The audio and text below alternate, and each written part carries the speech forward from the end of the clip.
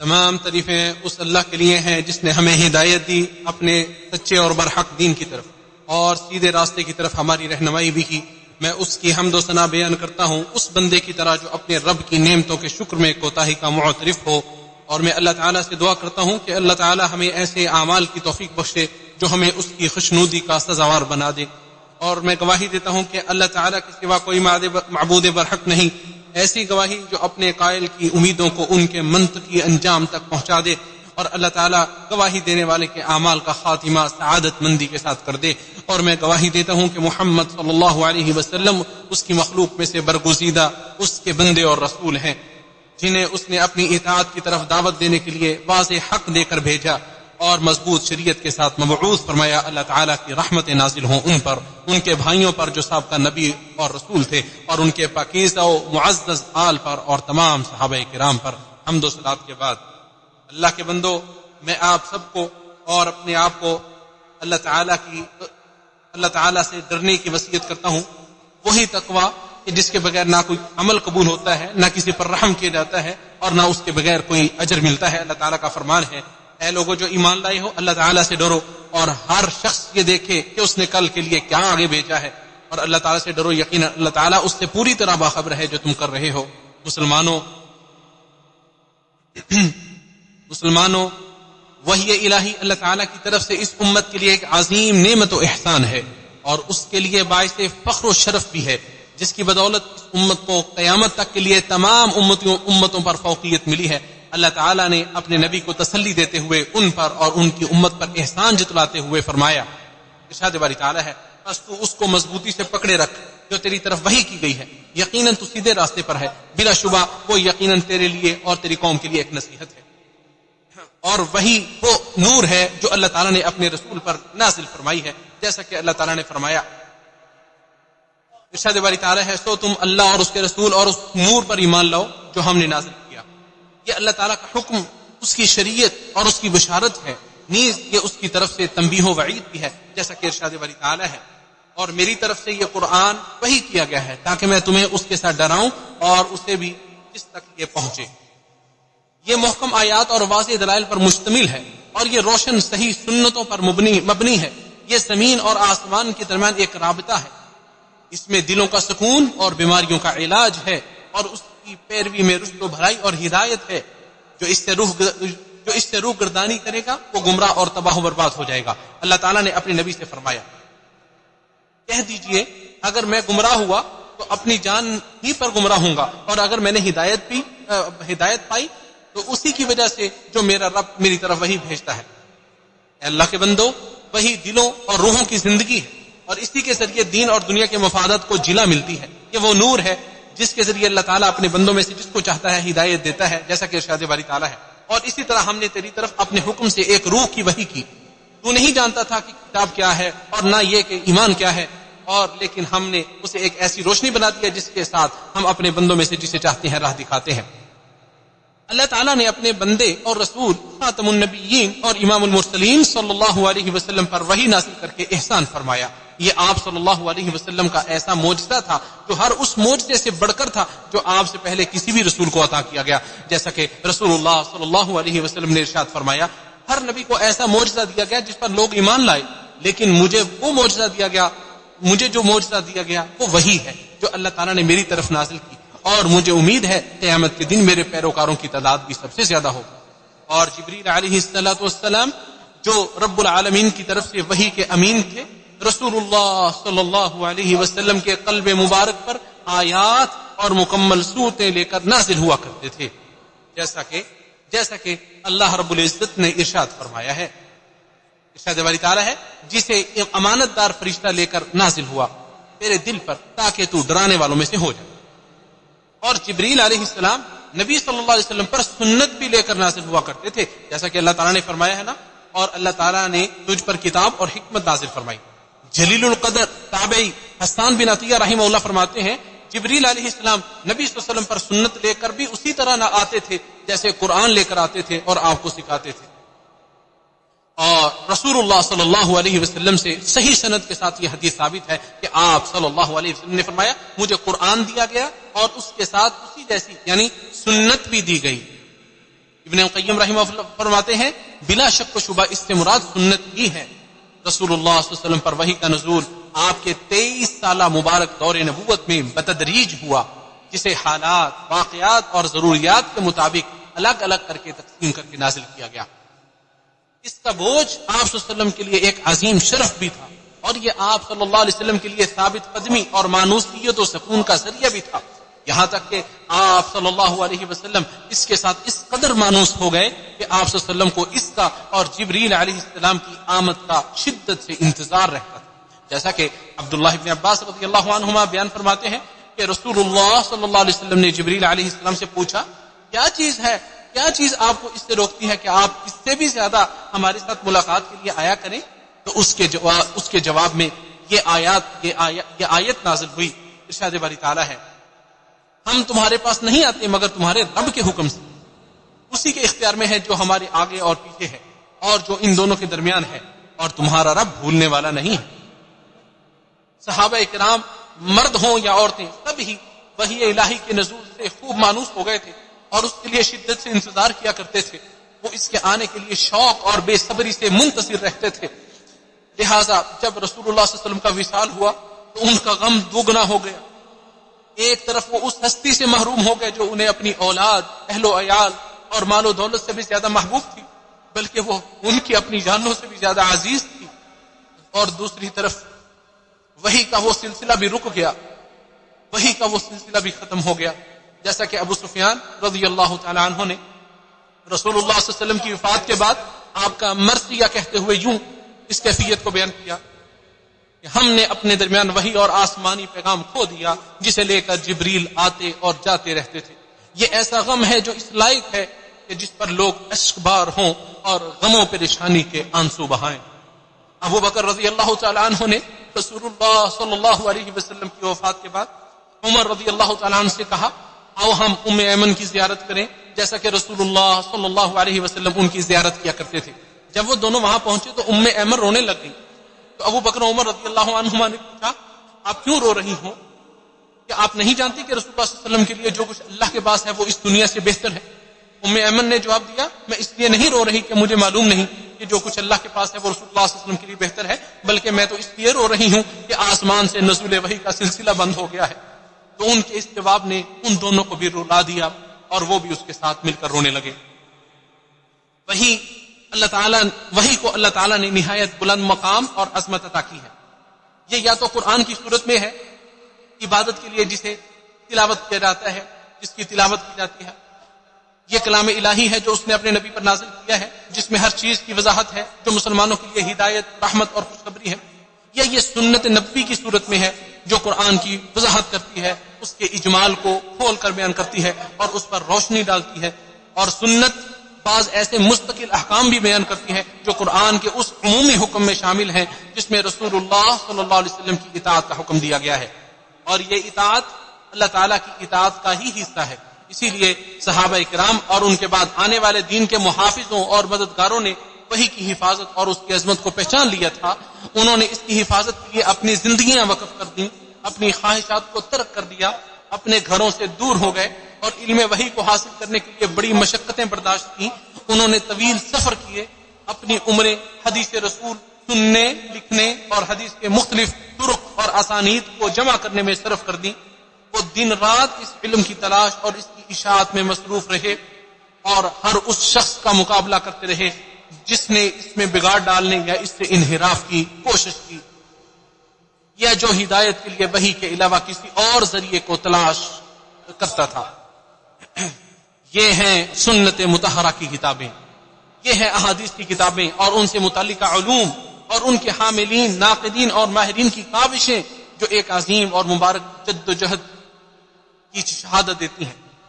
جسے مخالفین اور موافقین سب نے تسلیم کیا ہے. انہی کاوشوں کو دین اسلام کی حقانیت کے دلائل کے طور پر پیش کیا جاتا ہے، خاص طور پر ان لوگوں کے لیے جو در حقیقت اور خاص طور پر ان لوگوں کے لیے جو حقیقت کی تلاش میں سرگرداں رہتے ہیں. یہ کیوں نہ ہو جبکہ عزیز و رحیم اللہ نے اپنی وحی کی حفاظت کا ذمہ خود لیا جو اس نے اپنے رسول پر نازل کی. جیسا کہ ارشاد باری تعالیٰ ہے انا نحن نزلنا الذکر وانا له لحافظون، بیشک ہم نے ہی اس ذکر کو نازل کیا اور ہم ہی اس کی حفاظت کرنے والے ہیں. اس آیت میں ذکر سے مراد ہر وہ چیز ہے جو اللہ نے اپنے نبی پر نازل کی، چاہے وہ قرآن ہو یا سنت. یہ مبارک آیت اگرچہ قرآن کے بارے میں نازل ہوئی لیکن اپنے مفہوم میں سنت کو بھی شامل ہے، کیونکہ سنت قرآن ہی کی وضاحت اور تشریح ہے، اور قرآن پر عمل سنت کے بغیر ممکن نہیں ہے. لہٰذا جس طرح قرآن کی حفاظت ضروری ہے، اسی طرح سنت کی حفاظت بھی ناگزیر ہے. آج یہ آیت اپنی سچائی کو حدیث شریف کی مدون کتب میں واضح کر رہی ہے، جیسے صحاح، مسانید، سنن، جوامع، اجزاء اور معاجم کی کتابیں ہیں، حدیث کے روات کی کتابیں ہیں جو اسانید کے رجال کے حالات پر مشتمل ہیں، ان کی عدالت اور جرح کو بے عیب طریقے سے بیان کرتی ہیں. البتہ رسول اللہ صلی اللہ علیہ وسلم کے صحابہ کرام کا معاملہ کچھ الگ ہے، کیونکہ ان کا تزکیہ اللہ تعالیٰ نے خود 7 آسمانوں کے اوپر سے نازل فرمایا ہے. یہ علمی نظام صدیوں میں اپنی اعلیٰ ترین مہارت اور کامل ترین حالت تک پہنچا ہے. یہ نظام سنت مطہرہ کے دفاع کے لیے ایک مضبوط قلعہ ثابت ہوا ہے، جس نے بدخواہوں اور دشمنوں کی ہر کوشش کو ناکام بنا دیا ہے. در حقیقت یہ امت محمدیہ کی خصوصیات اور فضائل میں سے ایک عظیم خصلت اور فضیلت ہے، اور نبی صلی اللہ علیہ وسلم کی صداقت کی ایک سب سے بڑی دلیل ہے کہ جو کچھ آپ صلی اللہ علیہ وسلم لائے وہ یقیناً ایک حکیم و حمید ذات کی طرف سے نازل شدہ ہے. اللہ کے بندوں، صحابہ کرام، تابعین اور ان کے بعد آنے والے ائمہ حدیث جنہوں نے نبی کریم صلی اللہ علیہ وسلم کے ورثہ کی ذمہ داری کو اپنے کندھوں پر اٹھایا اور پھر اسے ہم تک پہنچایا، ان کا ہم پر بہت بڑا حق ہے. ہم جو ان کے بعد آئے ہیں ہمارے لیے لازم ہے کہ ان کے فضل و مرتبہ کو پہچانیں، ان سے محبت اور وفاداری کے ذریعے اللہ تعالیٰ کا قرب حاصل کریں اور ان کا دفاع کریں، اور اپنے نوجوانوں اور ہمارے نوجوانوں کے لیے بہت ضروری ہے کہ وہ ان عظیم ہستیوں کے حالات اور سیرت کے بارے میں جانکاری حاصل کریں، اور حدیث کے بڑے بڑے حفاظ اور ائمہ کرام جیسے زہری، امام اوزاعی، شعبہ بن حجاج، مالک، سفیان ثوری، حماد بن زید، عبداللہ بن مبارک، عبد الرحمن بن مہدی، یحییٰ بن سعید، علی بن مدینی، یحییٰ بن معین، احمد بن حنبل، امام بخاری، ابو زرعہ، امام ابو حاتم الرازی، امام مسلم، امام ابو داود، امام ترمذی، امام نسائی، امام ابن خزیمہ اور امام دارقطنی رحمہم اللہ کے شان و مرتبے اور مناقب کو اچھی طرح پہچانیں، ان کی معرفت حاصل کریں. یہ وہ ہستیاں ہیں جنہوں نے اپنی زندگیاں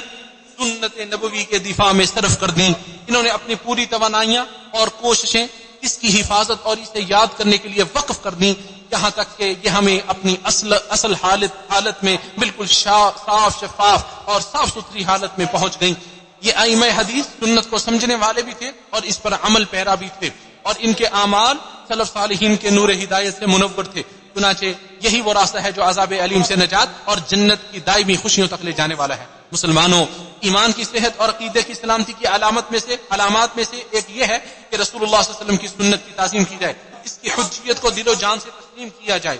اور اس کے سامنے سر تسلیم خم کرتے ہوئے اس کے مطابق فیصلے کیے جائیں. جو شخص اللہ تعالیٰ کی کتاب پر ایمان رکھتا ہے وہ حکمی اور لازمی طور پر رسول اللہ صلی اللہ علیہ وسلم کی سنت پر بھی ایمان رکھتا ہے، کیونکہ اللہ تعالیٰ نے اپنی نازل کردہ کتاب میں اپنے رسول کی اتباع اور ان کی اطاعت کا حکم دیا ہے، اور یہ اطاعت مطلق ہے، چاہے وہ بات عقل میں آئے یا نہ آئے، اور رسول صلی اللہ علیہ وسلم کی خبروں کی تصدیق کی جائے چاہے ہمیں ان کا علم ہو یا نہ ہو.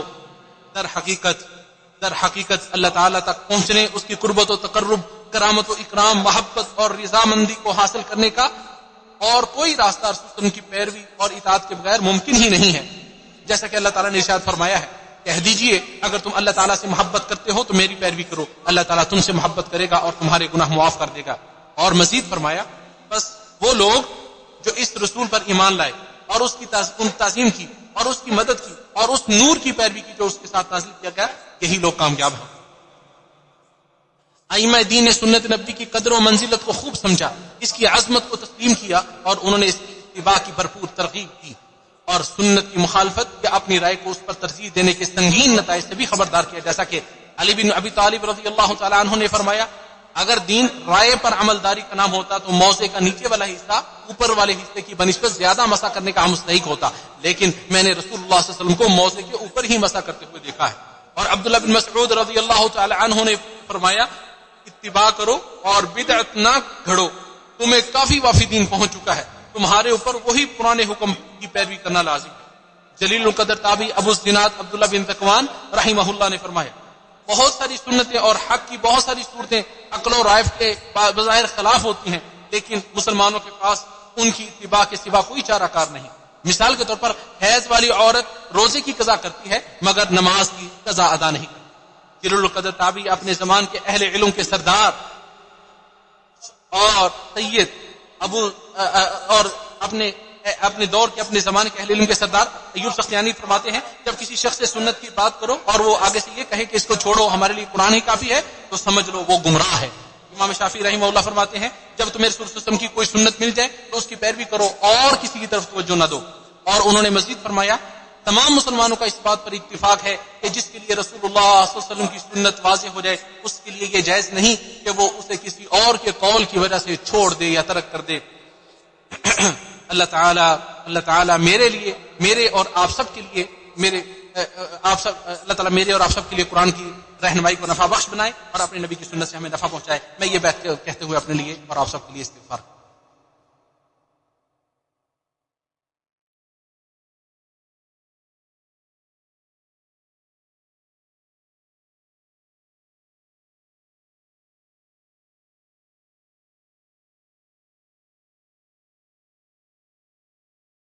تمام تعریفیں تمام نعمتوں پر اللہ تعالیٰ ہی کے لیے ہیں اور درود و سلام نازل ہوں اس کے سب سے بہترین بندے محمد صلی اللہ علیہ وسلم پر جو سب سے بہترین امت کے لیے مبعوث کیے گئے اور آپ کے اہل بیت اور صحابہ کرام پر جو تاریکیوں میں روشنی کے چراغ تھے.